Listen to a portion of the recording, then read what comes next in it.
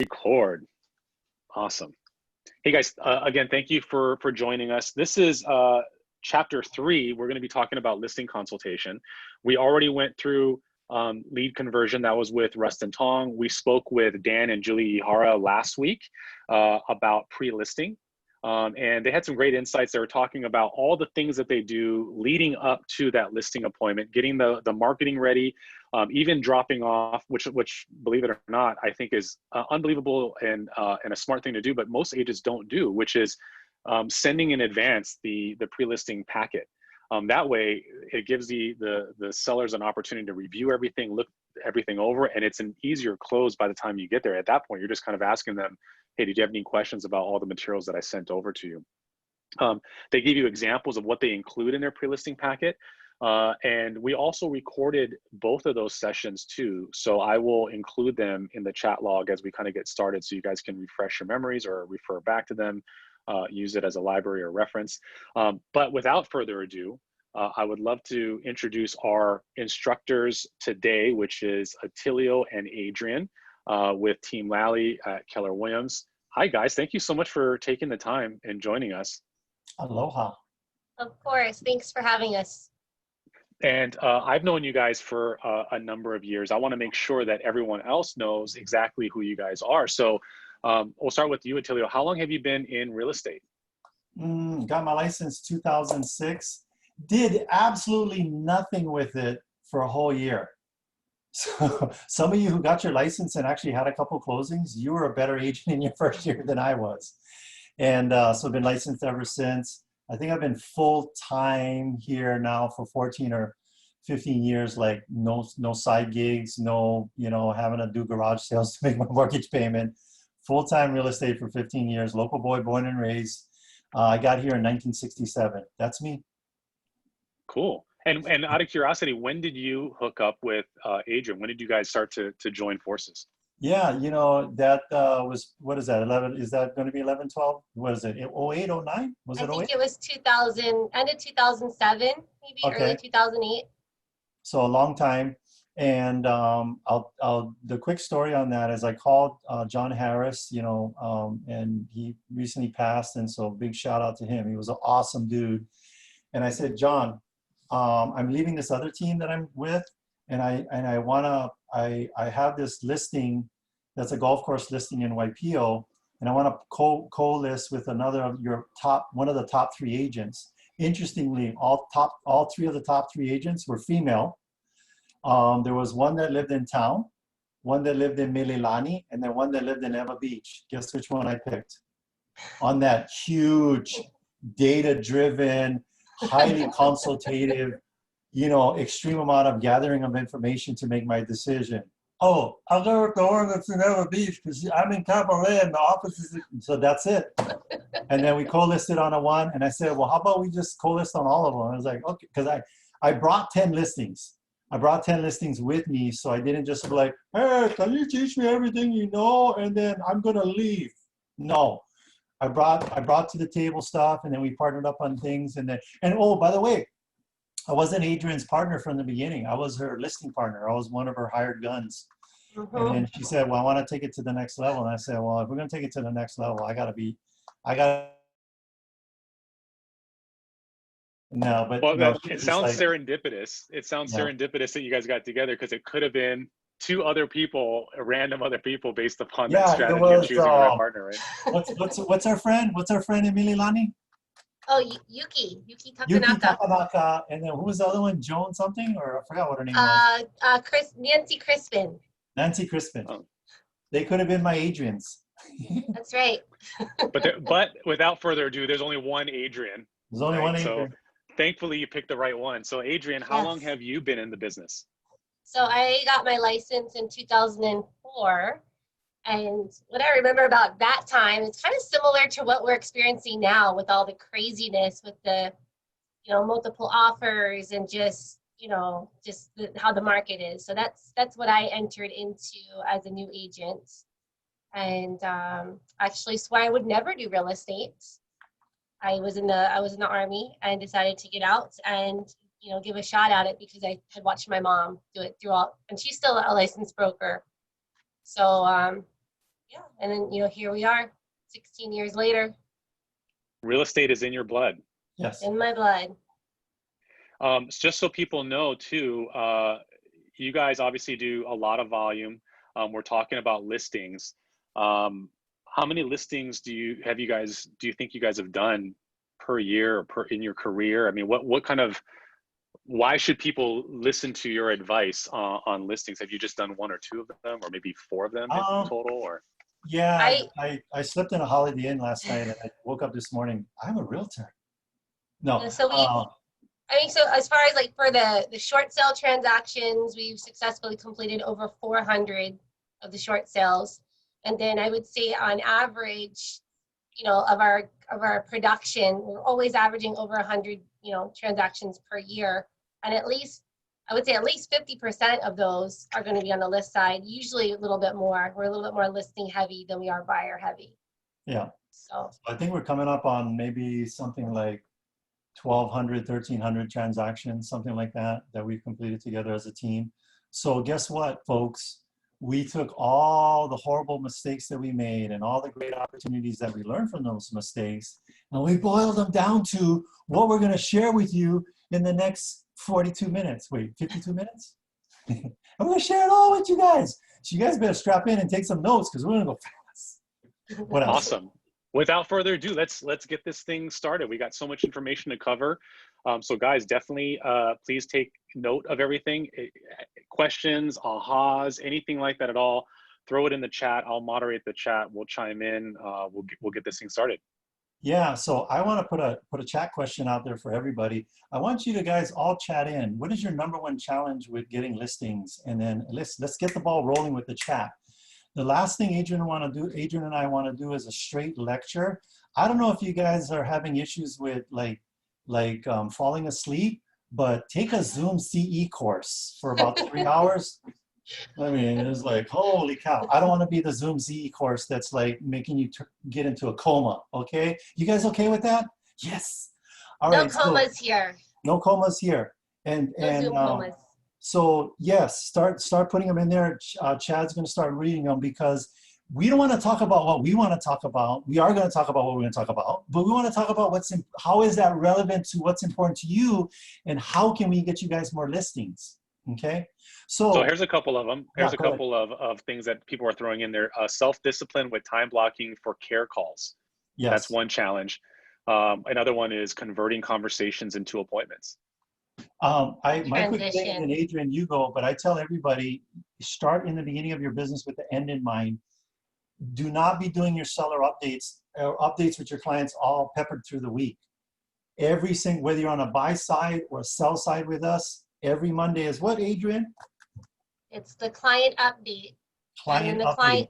And the clients, they expect to hear from you on Mondays. They expect that call, but we always tell them, like, if something comes up between Monday to Monday, don't feel like you got to wait to the next Monday. It's just, this is the time block we have for you. This is our time block. Yeah. So that would be one. We're not going to hit all of these because then we're not going to get through our curriculum here. But I would guess that as we go through our curriculum, we're going to be hitting a lot of these things. But I'm going to let Chad pick out the ones that are most likely going to ping on everybody. I've seen a couple of them. Yeah, there's one. The discount one. Right? That's a good one, Adrian. So I was going to say that too. Is one person is asking a substantial reduction in commission. That's one that comes up all the time. How would you guys address that? I do it real easy. I just go like this. So if they're on a Zoom consultation, I go like this. No, thank you. And then I pretend like my screen froze. No. There's a whole process that you got to go through that and then say, well, first I'm like, so, what do you, tell me more about that. Anytime you come to an objection, you got to go dig deeper and ask more questions. What does that mean to you? Because remember this, write this down. There's always a question behind the question. I'll say that one more time. There's always a question behind the question. The question behind will you discount your commissions to me is, I want to net more money.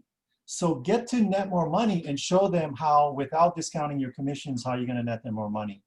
So Mr. and Mrs. Seller, are you more interested in a discount in your commissions or netting more money? and I want to make sure we're on the same page. What's more meaning for you? I mean, if you guys are hearing this, you're like, duh, netting more money. Who cares what the, so at the end of the day, if I net you more money, does it really matter what the commissions are? And so, I mean, that's real quick. I don't want to, I mean, we could probably do 30 minutes on just how to do that. So I just want to zoom through, but I just want to give you the quick and dirty. Adrian, anything else? And then guys and gals, Chad was the who at the Hara team, and he helped really shoot it through the ceiling and make them the #1 team. So Chad's going to chime in. Real quick, Chad, how do you answer that? Can I get a discount? No. No, you know what I do is I just lean on value. I move Yes. the topic over to the value that I'm adding, because typically what they're doing is they're thinking that everything is an even playing field. And I can assure you that I would say for myself, I would imagine that you guys agree with this too, is that not all realtors are created equal. And I know that if I'm going up against another realtor competing, I know that I bring more to the table. It's not about me, it's about them. But I make it a value proposition conversation about what I can do for them to sell for more and sell quicker. Yeah, so the value proposition. you know, it reminds me of the patient that went to the doctor and it said, and he's like, so what's happening here, Mrs. Patient? He's like, oh, well, it hurts here, and it hurts here. And they're pointing like to 3 different points on the body. Well, if a doctor doesn't ask enough questions, what he fails to realize is that the guy's finger is sore. It's not sore over here, it's not sore over here, it's not sore over here. His finger is sore. So you really got to ask questions. And I would tell you that here's my question to determine whether it's your finger that's sore versus 3 places on your body. What is your presentation and how you're coming to them where they're even asking that? Because I'll be real honest with you, we are prepared to ask that question, but with the way that we teach our listing partners to present and the value we bring in the pre-list, in the listing, and all our marketing, we rarely get that question, to be honest with you. You know the question that we get? So how much more do you guys charge than the other brokers? Like, this is like They're amazing. like, we don't charge any more than the average realtor. And this is what they go, whoa, whoa. I thought I was gonna pay you guys 10%. No, for you, we're gonna go 6 for you, my friend. Don't tell anybody else though, okay? And so it's all in your presentation, and I think that right there is the part that will help you avoid that. Will you discount more commissions? All right, we got to get going into it. Let me see here. Oop, I hit the fat. Prepare yourself. You know, I was looking at, so there's going to be 3 parts to this presentation. The first part, if you want to either take 3 pieces of paper or take 1 piece of paper, if you don't take a lot of notes, and divide it up into 3 sections. The first section is going to be preparing yourself. The second section is going to be the consultation. If you want, it's the consultation. The last one is going to be follow-up. So it's prepare yourself, the consultation, follow-up. Let's get into preparing yourself. One of the things, and we're gonna be doing some type of editing or pivoting, because most of this stuff is relevant for now, but you know, even if you watch this video a year from now, 5 years from now, the world has changed. Things are different. So it doesn't matter if you watch this video 2 years from now, 5 years from now, it has been irreversibly changed with what's going on in the world right now. So I just want to make that point. So we're going to be adapting or changing some pivots here in this, because this curriculum is pre-COVID. Do y'all agree? Yes. Yep. So just want to put that disclaimer out there. So one of the things I want to teach you guys is you got to have a mindset that before I go into a listing room, this was day 1 as a realtor. I'm getting this listing. You know what? This is it. I mean, I don't even know reason why they would list with me. That was my attitude going into the appointment. And in the beginning, I didn't know nothing from nothing. Adrian, what else? Any other? And we're going to go through the list. So, okay, yeah. So What really else? understanding your scripts and the materials and being prepared. Yeah. So obviously we're doing these Zooms, right? A lot of the consultations are going to be done virtually. So making sure your technology is working well, your internet's working well, your screen share, like what you're going to screen share.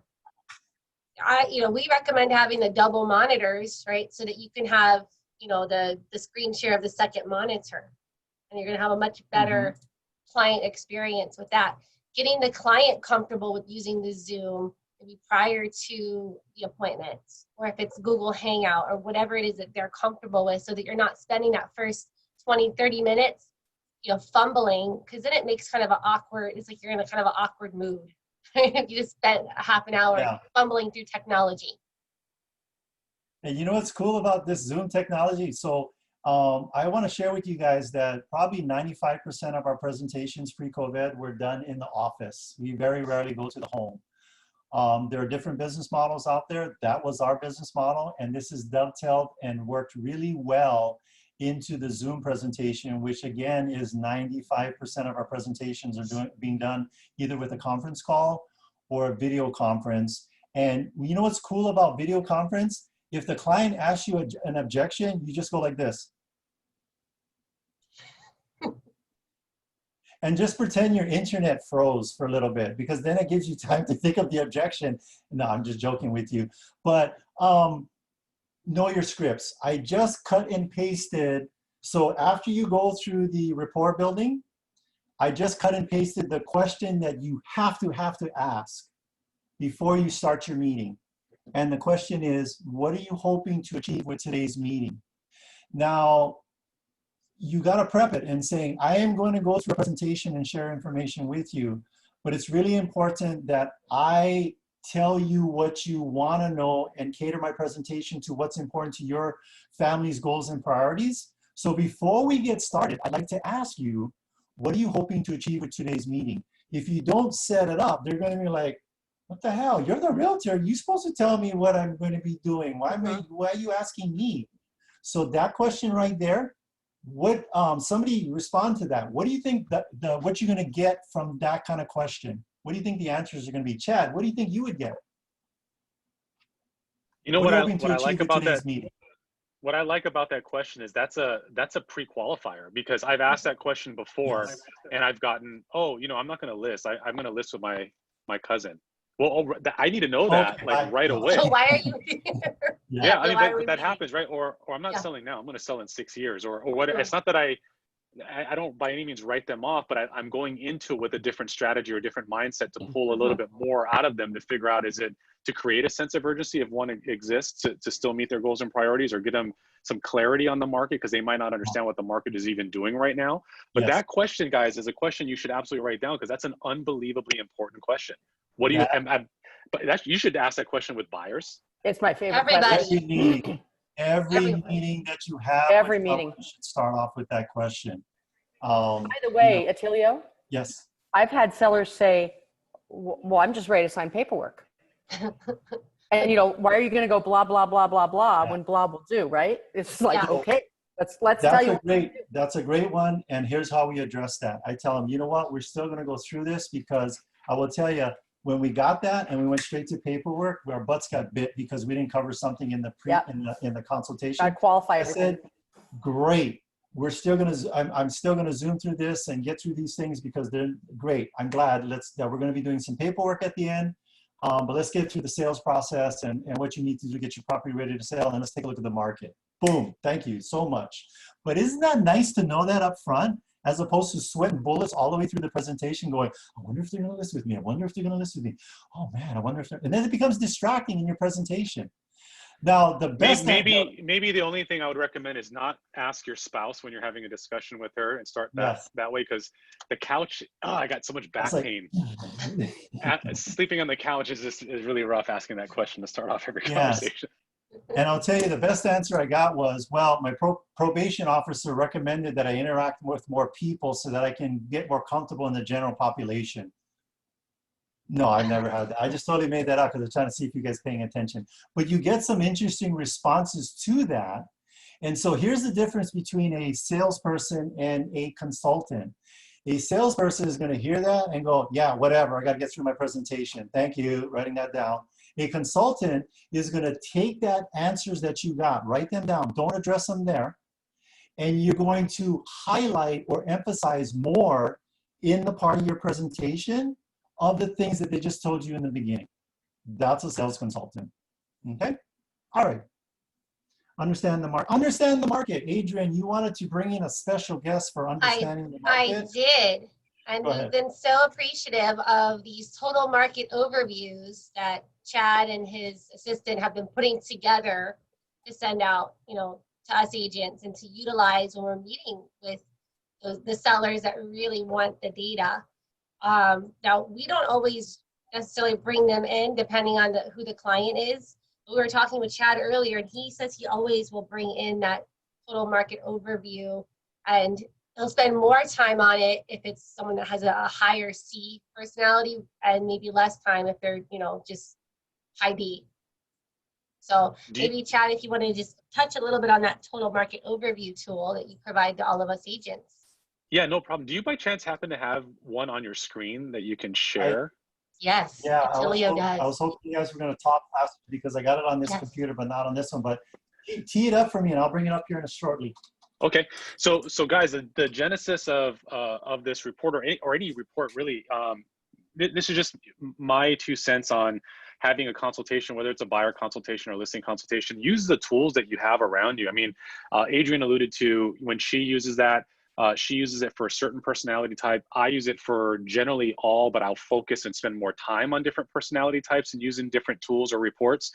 It's not a right or wrong thing. We're not all built equal. We don't speak in the same cadence. We might not have the same level of experience. Therefore, we have to have these tools that enhance our personality to build that rapport and relationship with each client. And that's really the main thing, right? So what a TMO is, it's something that that we created from scratch. It's exclusive to us. Can you find this information on your own in the MLS? Because we have people that are on Oahu, some on Maui, some other places as well that are joining us. Can you find these reports in your own MLS? Absolutely. But what we've done is we've become hyper focused on them. And I'll give you an example on how this is beneficial. Let's say that you're dealing with a seller, just as an example. And I'm looking here, give you an example. Okay, so if you look in the little bracket where it says 850 to 899,000, in that bracket, we see a total of 8 listings. Pending ratio is 100%. So even though there's a lot of competition in that bracket, in that bucket, if you will, things are moving. All of them are in escrow. So if you're talking to a seller who wants to price out a property at whatever price that they're looking at, obviously you're going to look at comps, you're going to look at the competition, you're going to look at what's on the market now, how many days on market some of those competitive homes are being listed for. But how great would it be if you had a report that became hyper-focused? And in this case, we did it in $50,000 increments so that we can look to see, well, if we priced it in a different bucket, one up or one lower than that, now we see competition in $50,000 increments. So what if there's what if you wanted to list the property at a certain price where there's a ton of competition in that bucket, but that bucket right beneath that, there isn't any, or there's very little. It allows you to be smarter and to have these tools available so that you can say, hey, Mr. Seller, I know that you want to sell your home for whatever, $825. But if we were in this category or this category, now our competition, we might be able to move it much sooner. And you're not trying to talk them into pricing it lower or higher. What you're doing is you're trying to provide them with as much information. And to Attilio's point before, you're coming from a consultative approach, which is really providing them with data and information. And I have won a lot of people over just using this tool, because not only does it just tell you what the total listings are in that category, but if you look over to your right, it keeps going with the average number, the average sales price, the average list price to sales price ratio in that category. So what that tells you is how much are things being sold at a discount, if at all? Because there's a couple of buckets here from 750 to 850.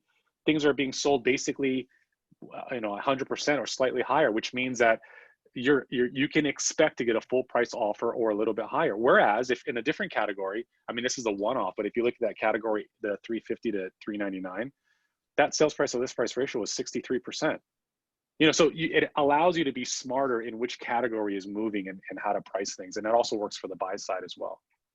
Yeah, and then and great job. So what you're doing is this is leverage, because Chad's going through that. He's taken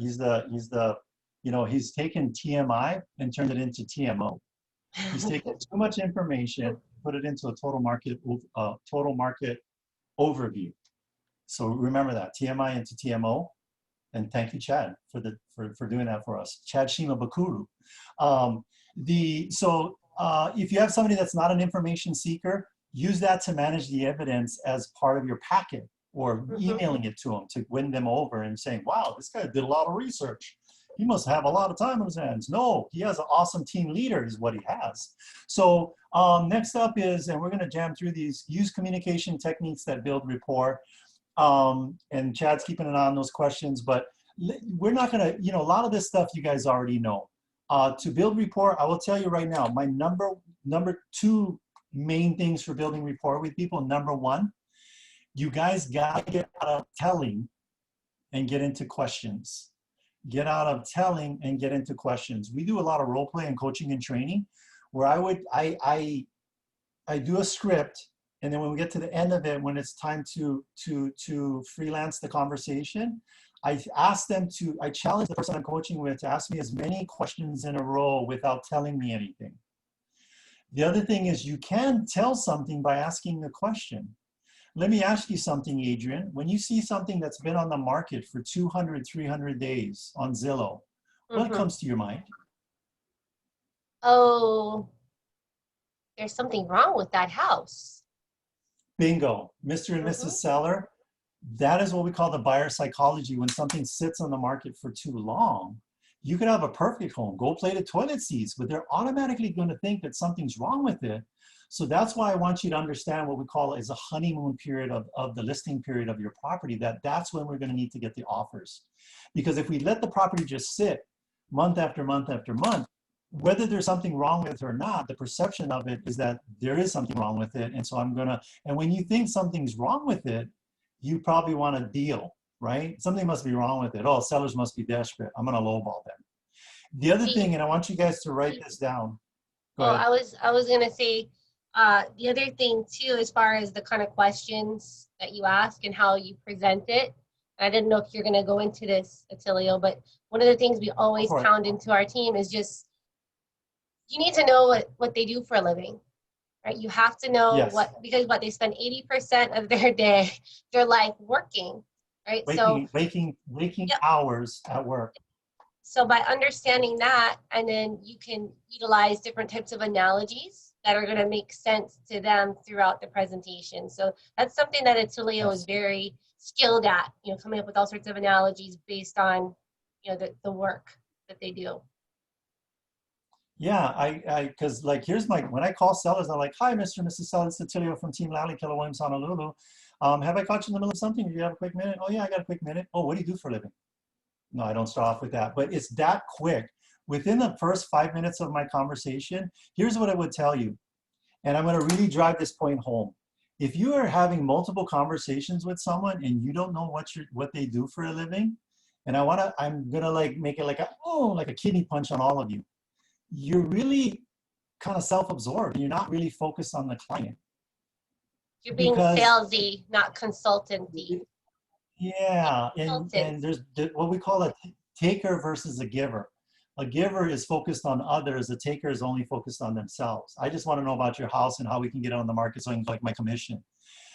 Tony Robbins says this: if you want to explain to someone something they don't understand, that's why they're hiring you to be their realtor. You must do it in terms that they do understand. So if I have somebody that's in the medical field, I say, oh, by the way, every single one of you are on a team. Whether you're on a team, like air quotes team, or a team, every one of you, and what do I mean by that, Chad or Adrian? That everybody here is on a team. Yeah, a lender, you got an escrow officer, you got a transaction coordinator.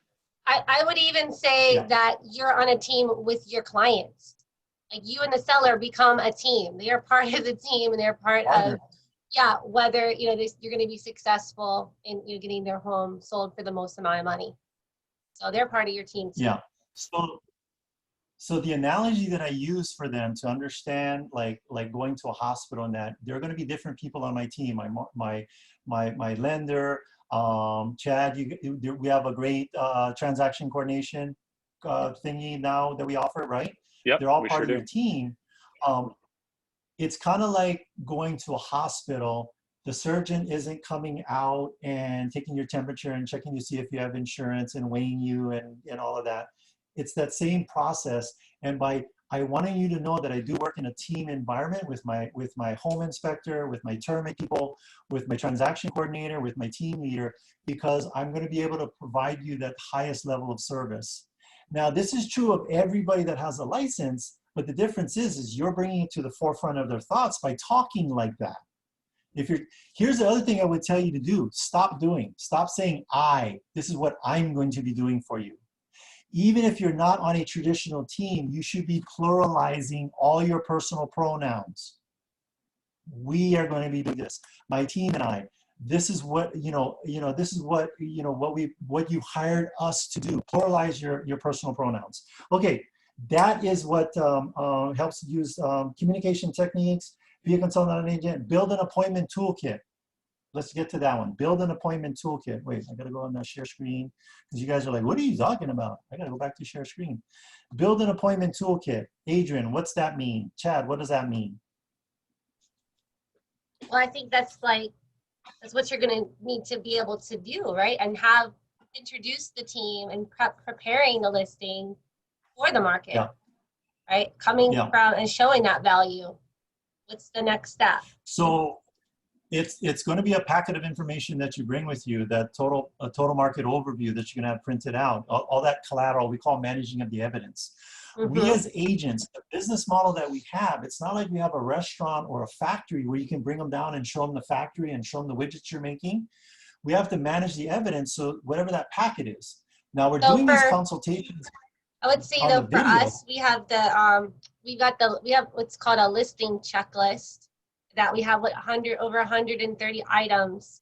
And that's something, again, that goes back to building that value proposition with the clients and explaining to them, we're not just going to put the sign in the yard and, pray that we're going to get multiple offers. There's actually a whole process that we're going to follow. And show them the checklist.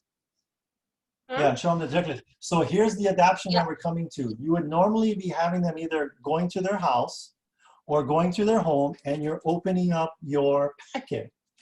You're going to do the same thing, but now it's called screen sharing. What's it called? Yes. Screen sharing. Screen sharing. So that's your toolkit, is screen sharing. I find that it's way more effective with our consultations, because even when it was in the office, I literally can go from appointment to appointment to appointment. And if they don't show up, I'm checking emails and I'm getting caught up. So I kind of like this new shift that we have in that. All right, so let me see. Wait, was that it? 5? Okay, 5 strategies. Okay, the consultation. Somebody come off of mute and tell me what's the question we asked before we start our presentation. Somebody come off of mute and tell us. It's in the chat. What is it that you're hoping to achieve today? Yeah, what are you hoping to achieve with today's meeting? And then they're going to tell you. And then here's the second thing. So number 1 is asking questions. Number 2, to develop rapport and be a consultant, not a salesperson. I'm doing like, what is this? Like Pictionary? Taking notes. And take notes. Chad, when we take notes, what does that do? But it does a lot of things. Number 1 is it keeps you accountable to what the goals and priorities of the client is. But I don't know if a lot of people even know this, but legally, a licensed real estate agent legally has to take notes. Oh. You have to take notes. Oh. It's the same thing as nerd hat on. Yeah, it's the same thing as if you go to a physician and the physician doesn't document what your symptoms are. If you go to an attorney and the attorney's not writing anything down, it's the same exact thing. You absolutely legally have to take notes to figure out what the goals and priorities are that you're going to achieve for your client. So I'm going to run through because I got a ton of them. Our team right now, if you're like, I'll give you an example. If you're on our team and you're in front of somebody in our team, doesn't matter if it's team leaders or not, and you're not taking notes, our team's culture is to stop talking. So if I start talking and I don't see notes taking, I go like this. The first time they're like, Tilio's weird. He just went into a coma right in front of me. The second time they're like, oh wait, hold on. And then they go run and they go get their notepad. When you're taking notes, it's a couple of things. It's telling the person you're organized, you're a professional. what they're saying is important, and that you're paying attention to details, and that there's going to be a lot of moving parts in this transaction, and I want to be able to take notes. What you can even do to tee it up is say this: do you mind if I take notes? You just said, by saying, do you mind if I take notes, you just told that person you're a professional of the utmost. All right. And you I care. think it's important that you say that, especially if you're doing the consultation over Zoom. You don't want them to think that you're not paying attention. You just, you're letting them know, hey, I'll be taking You're notes. not on throughout the- Facebook. By the way, I'm Yeah. just going to be taking notes. I just want to let you know, if my eyes go like that, it's not Yeah. that I'm feeling sleepy or, I'm checking emails. It's because I'm taking Yeah, notes. Do you mind if I take notes? The other thing that notes are great for is, I know Chemo Stone always says that if it's not in writing, it didn't exist. And, Doesn't with your exist. recap email, clients love that, just recapping everything that was covered and, just wrapping it all up for their reference for the next step. Yep. So this is the recap from an agent that is not getting the listing. It was nice meeting with you today. I'm looking forward to listing your home for sale. That's called the fired agent. Here's a recap. And even after 15 years, even after I do consultations with people, my recaps, I have hyperlinks. I put line spaces in between each point, and then I number them so that if I need to rediscuss that, I was like, hey, I want to talk, instead of going paragraph this at the bottom, number 3, you talked about blah, blah, blah, blah, blah, blah. I want to talk about that. The hyperlinks, I even, like, if it says click on this link to take a look at the map, the 3D tours that we do on all of our listings, the word 3D tour is hyperlink. I don't put the HTTP, blah, blah, blah, blah, blah. I hyperlink the words, so it's super clean, very readable, easy to get through, and it's telling them, I'm a trained professional and I was paying attention, I was 100% present, I should list my home in person. All right, confirm the appointment. I don't know, what do we want to say on that? You could. I put a lot of pressure on my appointments up front. If you know somebody's kind of flaky on appointments, one of the things I say is, by the way, I know your time's valuable and so is mine. I just want to make sure that, and this is a tricky one because it's a really push on it, but I say, you're not one of those people that makes an appointment and doesn't show up, are you? Because, and I said, I am just kidding with you. I know you're not one of those persons. But what I did was I created a psychological hook in their brain. So when they're getting ready to flake on you, they're like, oh, I just told Attilio I'm not one of those people that makes appointments and doesn't show up. I got to show up. Dang it. I got to be there at the appointment. All right. Adopt a yes mindset. Adrian, Chad. Well, I think that goes into like what you talked about with your mentality going in, like, why wouldn't they list their home with me? I'm getting this listing. And then just, and then your body language also, should project the confidence. And, you may need to be a little bit more, forward because you're on Zoom. A lot of these consultations are taking place, virtually. So how do you do that? How do you come across? I mean, it's your tone, it's your pace. So keeping that in mind. Yeah, I'm kind of a little bit over the top. I'm a little bit over the top. You guys, those who know me personally, I mean, you're getting Attilio, you're getting the real deal. And I get like this sometimes in these things, but I'm always matching and mirroring. The point is can you guys tell I'm excited about listing consultations? Or do you like, I wonder if he's excited about listing consultations? No, I'm very passionate about it. It's like coming, like lightning bolts coming out of my eyeballs is when I go into these things. Enter and tour. Well, that ain't happening in the next 2 weeks. Well, it could. I don't, there's different ways around doing the home tour. For us, we don't typically go out to the home until we've gotten, until we know that we're going to be working together. That's one of the things that we will do for our clients that are going to be working with us. We're going to go through the home and give them a whole checklist of what we want them to do in order to prep the home for sale. So we'll do that after. 90% of the time, they're like, oh, yeah, okay, that makes sense. 10% of the time, we're getting what you guys aren't hearing, which is, well, Ashley came out to my home. How come you guys aren't coming out to my home? Lisa came out to my home. CJ came out to my home. How come you guys aren't coming out to my home? That's excellent. I'm sure they're all great agents. But one of the things we do is we do come out to your home, but that's going to be our second visit. Our first visit is doing this consultation to getting you teed up, because I don't want to come out to your home and then you got to get all masked up and then get in your bubble suit and sanitize everything and hose me down with a UV light. I just want to let's just get through what we're going to do in this process, and then then I'll show up as Bubble Boy on the second visit when I come take a look at your home. Because I'm a certified germaphobe. And by the way, we have a whole bunch of safety protocols. I am going to make sure that you are safe. I will literally be drenching myself in hand sanitizer right on your front doorstep before I walk in your home. So entering towards the adoption, begin the conversation. We already had, we gave you guys how to begin that. Uncover priorities and needs. That comes from that question. What else? Adrian, chat. Oh. I'm going to hit the next button. Next. Next. Next. Check for commitment. Check for commitment. I'm going to give you guys the question for checking for committed. What I do is I do jazz hands with crazy eyes, and I just keep doing that until they sign the listing agreement. No, that's not how we go for commitment. We had a beginning. So our questions are like bookends. We have a question in the beginning. We have a question at the end. Would you guys like to know what our ending question is to see if you're getting the listing? This one question will tell you whether you're getting the listing right there. Would you guys like to know what that question is? Well, we're going to do that after the break. There is no break. We keep going. What do you mean a break? Okay, wait, hold on. Adrian, tell them what the question is while I pull it. Let me see how quickly I can pull it up. Oh, and I'm also giving you a warning too, as far as our timing, right? Because just for 1 hour, we got about 15 minutes, and we're gonna leave a few minutes, I think, at the end to go over any kind of questions, specific questions on what we've covered. There you go. Okay.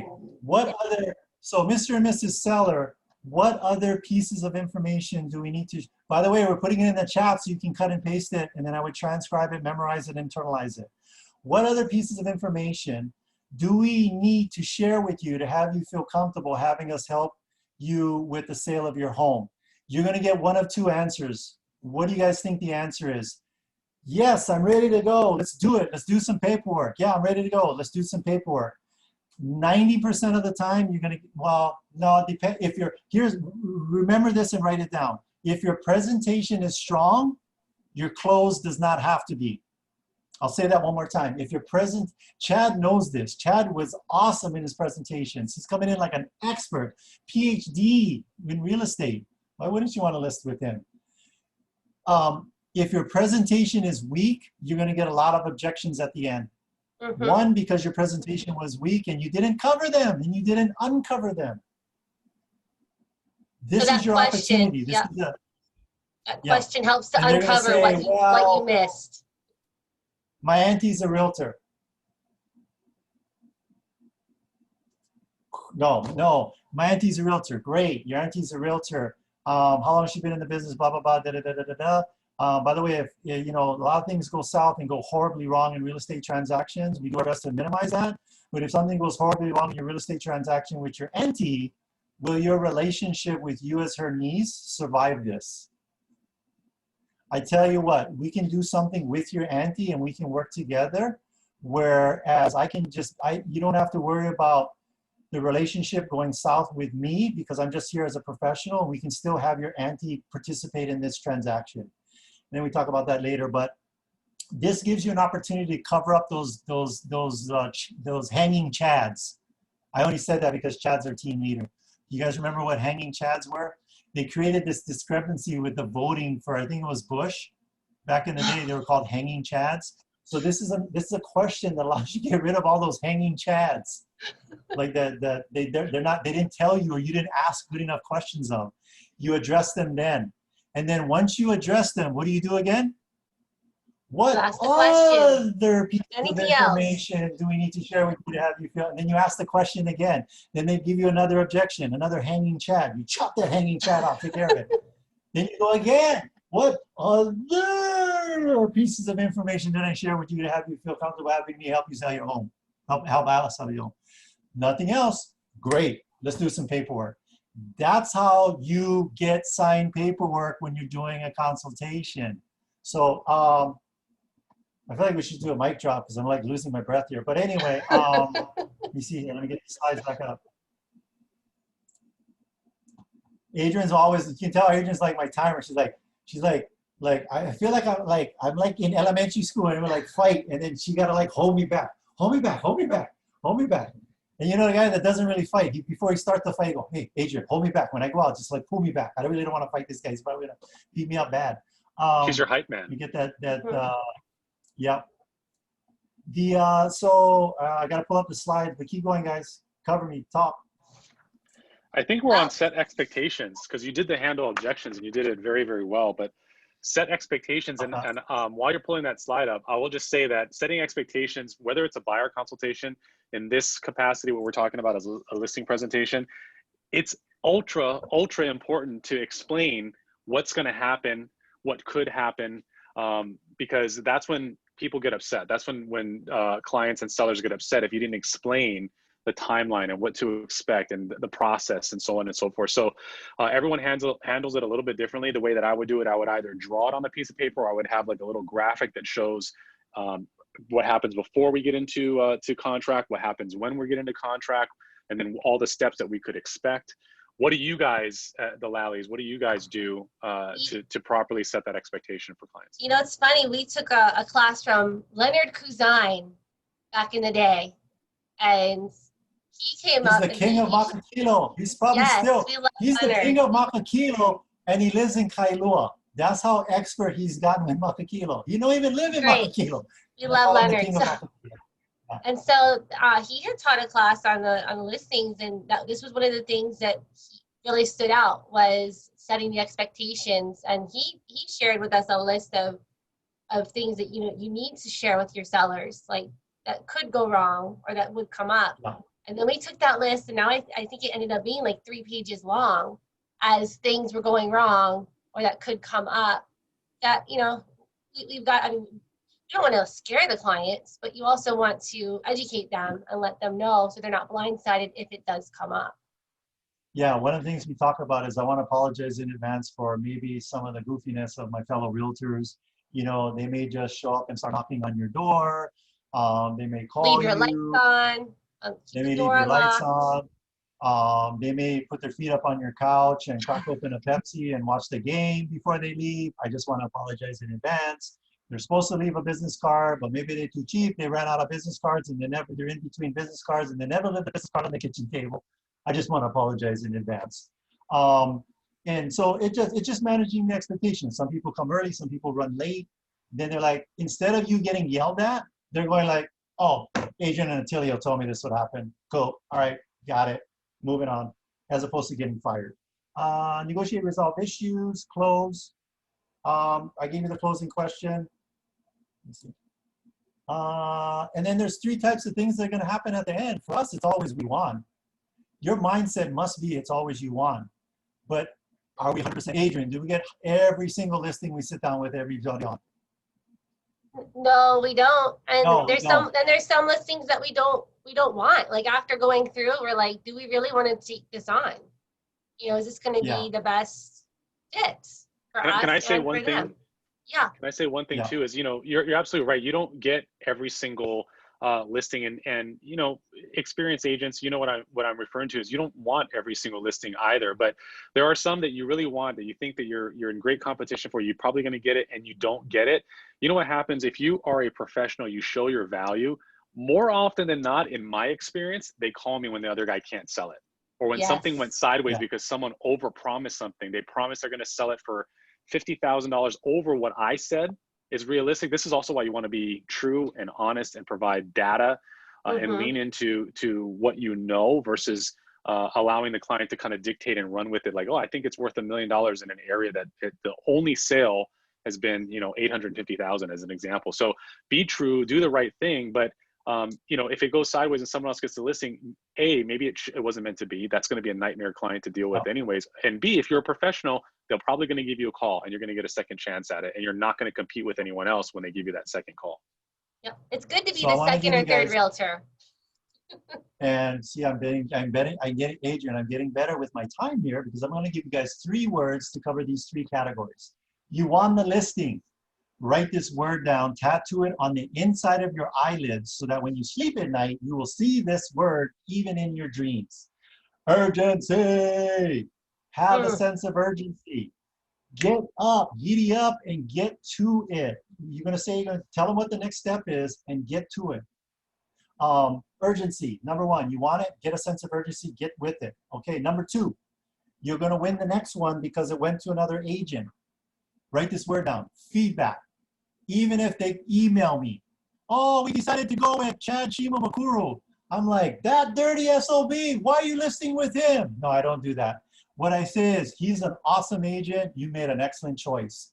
Mr. and Mrs. Seller, though, and I call them, because I don't let you break up with me that easy. I'm going to be the, fatal attraction agent. I'll be outside like your door. How come you never list with me?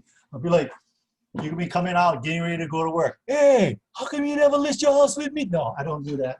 What I'm going to be doing is calling them up and say, hey, Mr. Seller, you got a great agent. Chad's awesome. Super cool dude. I love that guy to death.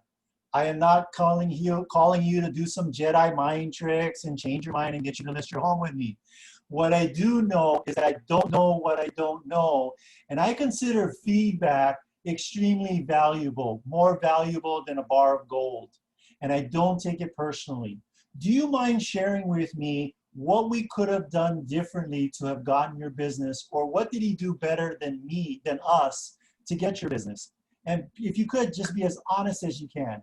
And they give me the information, yada, yada, blah, blah, blah, blah, blah. And it's not about getting the listing, because it's allowing me to correct and fix what we didn't do. Remember this, it's okay to make mistakes, but make new ones. Make new ones. If you lose 3 in a row, the mistake you made was not finding out why you lost the first one, because you're probably doing it over and over. 3, referrals. Referrals. No, it's postponed. Number 3 is like if they're not ready to go right now, maybe they're 6 months or maybe a year. I'm saying referrals because they're not ready to go now, but you were a true professional and you didn't just kick them to the curb and say, oh, okay, well, I'm not talking with you. You're not ready to listen now. Beat it. Michael Jackson. You're like, oh, great. I'm going to stay in touch with you. I'm going to be a consultant. We're going to check in from time to time. By doing that and being a professional and coming to them as a consultant and coming from contribution, they're like, you know what? I didn't list my home with this guy, but they've been so helpful in following up with me. You should give them a call, because when people are in the mindset of something, like when it's called by them wanting to sell or talking to you, you've activated their RAS, their reticulating activating system. So their friends or their whatever, the people that want to sell is coming up. It's like when you buy a blue car, you start seeing that blue car everywhere. They're going to be in that mindset, and they're like, hey, do you know any good realtors? And they're like, yeah, you should call Chad, man. He was so helpful. I was not ready to list with me, but he followed up, and he's been providing me these updates and these total market overviews that have been killer. One more thing I want to touch on for the postponed listing, and we've told our clients this many times, and they appreciate it. Sometimes it's not in the best interest for them to be selling. We tell them you should hold on to it and you should rent. Let's look at the renting and keeping it as an investment property versus selling. Just looking at their whole entire picture. So there's been times that we're advising that they hold on to it, and the clients, they appreciate it. Don't sell your home. This is not a good time. You're not in a good position financially. It doesn't make sense to sell your home right now. When you tell a client that is a client for life. There's one more thing. Because you're not, go ahead. Here's one more thing too, is, just coming from a consultative approach as well, is that not every seller is going to be exactly the same or in the same situation. I've had so many clients, especially ones that are relocating, military, those who are PCSing out, they'll call me and they'll go, I'm not going to sell yet. I'm not going to sell for at least another year. And then when I ask them what date they're PCSing out, they think in their mind that they're going to list it the month that they're PCSing out and close and everything. They just don't know. They don't know what they don't know. And then that TMO report that I'd mentioned before, where it gets hyper focused on the days on market in the area. What if the area that they're selling takes 6 months to sell? So you got to get them in the right state of mind as well. And it's your duty and your job to educate them. So if it takes 9 months to gear up for that listing to be able to sell on the date that they want to sell it, it's not about, you're not ready to sell. Okay, well, just let me know when you are. you got to ask the right questions. Like, when are you Mhm. moving? And look at the market and advise them and consult with them. I think that's really important as well. Yeah, and no matter what question you ask and whatever the answer is you get, this is from the language of sales. Your second question should be, tell me more about that. Wow, that's so interesting. Tell me more about that. What do you do for a living? I'm a professional olive stuffer. If you're wondering how those little things get into those green olives, me. Wow, that's so interesting. Tell me more about that. How long have you been a professional olive stuffer? That's so interesting. No, but I mean, you see what I'm saying? Get into more questions, more telling. You want to go do the ahas and then we'll wrap it up because we got 3 minutes. Yes. Guys, if you have questions, put them in the chat. We'd love to Yeah. hear, or take yourself off of mute. Let us know what you think. If you have any questions for Attilio and Adrian, obviously they're wizards at what they do. If any questions whether it's objections about their process, anything at all, please share. Kurt says it's very valuable. Thank you very much. Thanks, Kurt. Thank you very much. And then I like that. Michelle also had a comment from earlier that I didn't read, but I thought it was worthwhile. She said, when the seller says, well, don't you think my house, or what do you think my house is worth? Response, so other than price, is there anything else that might prevent you from listing with us today? That's a great one. That's a Ben Kinney one. Yeah. That's a good one. Brilliant. So, and that's called isolating the objection is what that is, the way that's phrased. You're isolating the objection. Other than blah, blah, blah, blah, blah, is there anything else? Now, if you get to the end of the presentation and there's like 19 of those things, you really need to take a look at your presentation because you're not covering all the objections or their. By the way, I always pause every once in a while and say, by the way, do you have any questions or concerns? The reason why I use those two words, I'm a big wordsmith person, is that a question may not be perceived as a concern and vice versa. So that's why I say questions or concerns. Because it's not about what's in your head, it's about what's in their head. The other thing I forgot to mention too, the how many days on market and the honeymoon period. For your guys' side of the deal, know this. The longer the property sits on the market, the more incompetent they think you are. I don't care how great this could be your own mom. Your mom could be like, dang, this son of mine, he can't get this home sold. What's his problem? The longer the property sits on the market, even if it's their overpricing, the more incompetent they think you are. You know, to add to that too, and you guys can add this in the listing consultation. That could be part of this this kind of thing, or it could be done after the fact. But you guys do your calls on Monday. It's a preference, but the main thing I think that Adrian and Attilio are saying is make sure you check in, because what I would do is on Fridays, I would do my Aloha Friday calls to check in with everybody. And the main thing is sellers, especially sellers, if there's no one looking at your property or scheduling showings for your property, they literally think you're not doing anything at all. In their minds, they're thinking that you're at the beach having, booze or margaritas or whatever, and you're not doing anything at all. They don't know. Yeah, they don't know all the things that you're doing. So what I do in the listing consultation, I'll give them a little snapshot, and I show them all the reverse prospecting tools that I use and that I go after. There's something called a hit counter on the MLS, which shows how many people are looking at it, how many people love it and like it. And I show them these kind of things because, believe it or not, even though it's a tool that all of us have access to, most agents don't use that. Yes. And what you're doing is you're showing them all the tools that are available to you. And I send that to them once a week in my update. I'll call them, Aloha Friday, just want to give you an update. This is how many showings we had. This is how many calls we've had. This is how many new eyeballs that have looked at this property on the MLS. By the way, I've already sent it to you via email. And now they see this report, and it's undeniable that I'm clearly working for their best interest. That's number one.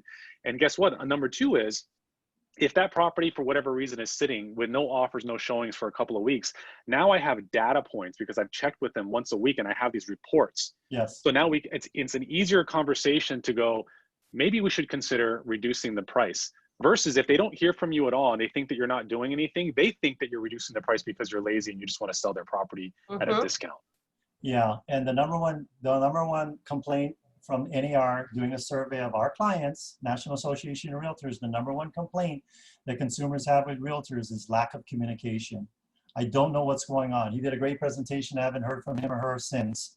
And I got to keep calling them. And, if your client, it's not the responsibility of your client to follow up with you and keep you up to date. It's your responsibility to follow up with them.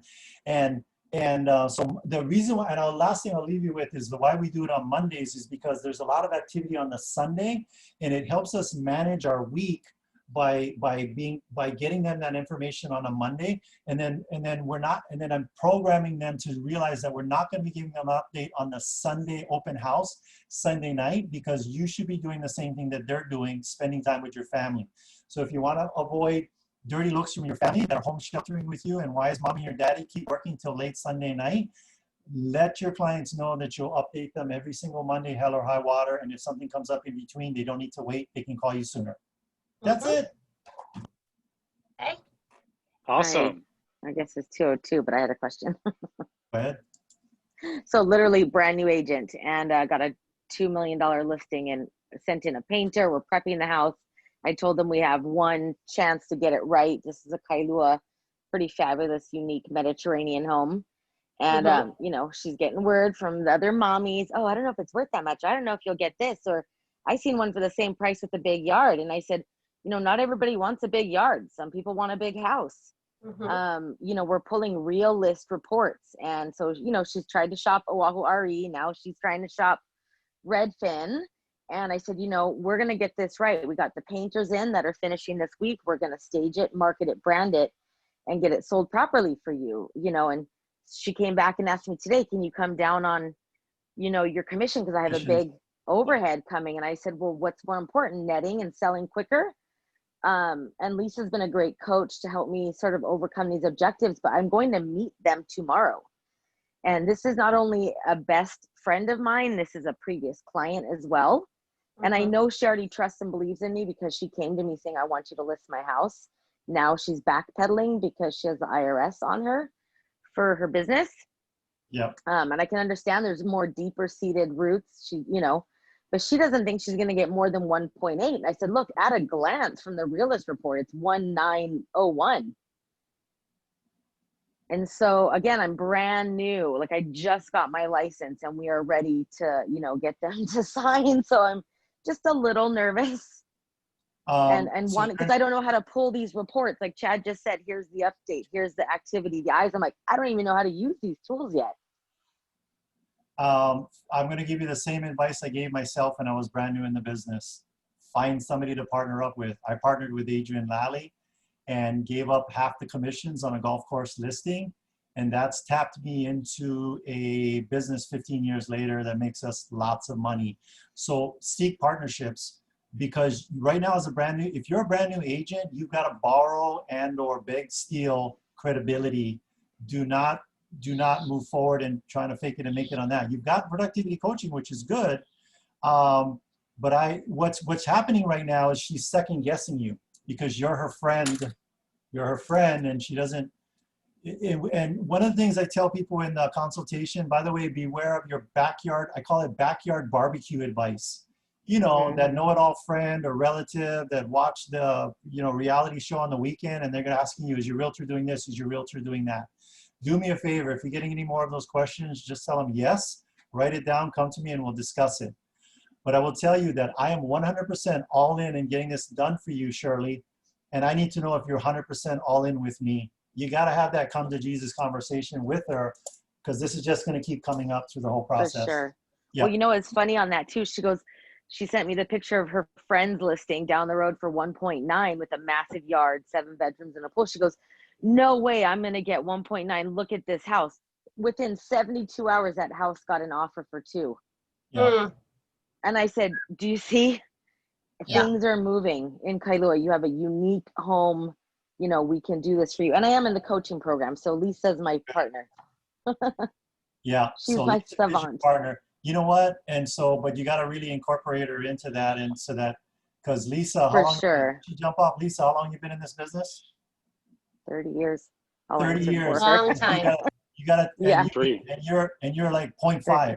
And so you got to tell your friend, I'm bringing 30 days. 30.5 years of business to this transaction. Trust me, we know what we're doing. And you see how you want to get off of the I, me, and onto the we, us. This is what we're doing. Correct. Actually, I did tell her that. I let her know. I said, not only is Lisa a fantastic coach, I said she eats, breathes, and lives real estate. I said, I ping her with a question at 8 p.m. and Lisa says, hang on, I'm getting out of the shower to blow dry my hair. I said, she doesn't even take her own time for her own time. She's committed. And that's what I told her. I said, well, you have an extensive team behind you to get this done at the right price. And we're not just pulling numbers out of a hat. We have deep research, you know, with Realist and these other reports that I still am totally unfamiliar with. I've done one.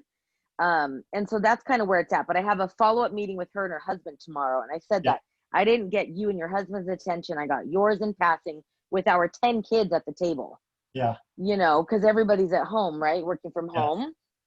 So I told her that it is important that we do an actual listing appointment. And so I just needed a bit more in my arsenal of like what I know what I bring to the table as a professional, you know, with my education and being in residential solar and commercial business development for a very long time. But I want to make sure that I'm like drinking a Keller Williams Kool-Aid at the table too. Well, first of all, it's no longer Kool-Aid, it's margaritas. And I'm sober 25 days. okay, it's alcohol-free beer. It's you know, it's O'Doul's. We do O'Doul's, but just incorporate that partnership there, and that's what you got to do, and do it from the beginning. Do it often. When it starts piling up like that, I would encourage to get Lisa on a Zoom with you. Yep. Our entire team leverages us when they start getting to these pitfalls or stumbling blocks. By the way, if somebody needs to jump off, Leveraging up. Yeah, Yeah, I have to jump off because we got at 2 o'clock. And you know what? All three of us got to jump off. Thank you, dear. Okay, thanks you all. Thank you. Yeah. Thanks, Thank guys. you, guys. Aloha. Join us Bye. next Thursday. We have chapter 4, so please come back. We thank you guys so much for jumping on today. Have By a the wonderful way, week. we're always a phone call or email away. You don't have to wait for these training classes to ask us for advice. Aloha. Aloha. Thank you.